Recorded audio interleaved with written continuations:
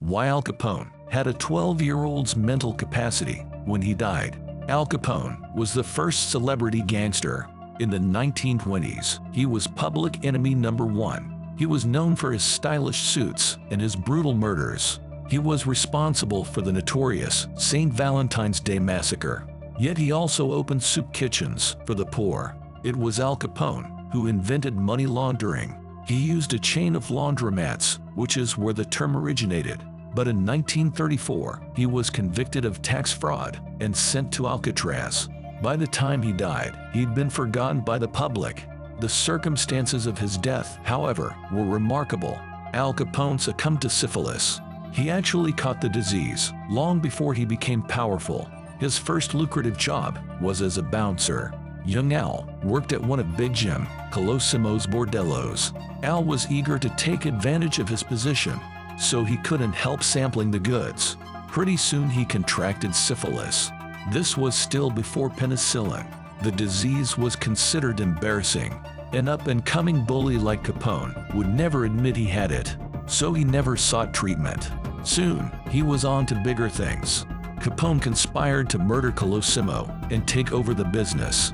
On May 11, 1920, he succeeded. His empire grew steadily throughout the 1920s, but the syphilis in his body was affecting his brain. The mobster's mental acuity and cognitive abilities declined. He became irritable and tantrum-prone.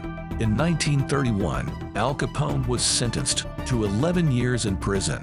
He was sent to Alcatraz, then a brand new maximum security prison. This was strange for a man convicted on tax evasion charges, but everyone tacitly acknowledged that he was a violent mobster. At Alcatraz, Capone had no privileges. He had to mop the floors and work in the prison laundry. Capone tried to educate himself. He read books on English grammar. He studied flower gardening. He subscribed to 87 newspapers and magazines. Capone's favorite book was Life Begins at 40 by Walter B. Pitkin. He even played banjo in the prison band. George Machine Gun Kelly was on drums. The Rock Islanders gave regular Sunday concerts for other inmates. Capone even wrote a song, Madonna Mia, dedicated to his wife May. But Capone's dream of a new life never came true. The disease was eating into his brain. Prison doctors tried an experimental treatment. They injected Capone with malaria. This was done to raise his temperature and kill the syphilis. But the two injections proved useless. Capone had seizures and hallucinations. May appealed to the authorities to reduce his sentence. The ex-mobster was pardoned in 1939. His Chicago outfit had been taken over. His former lieutenants now ruled the city themselves. The gangster's health declined ever more rapidly. Johns Hopkins Hospital refused to treat him. Union Memorial Hospital in Baltimore took pity on him. After a few weeks, Capone moved to his mansion in Palm Island, Florida.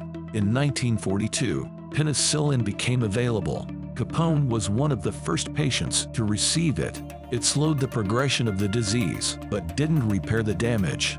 Al Capone died in May's care 5 years later, aged 48. His mental capacity at the end was that of a 12-year-old.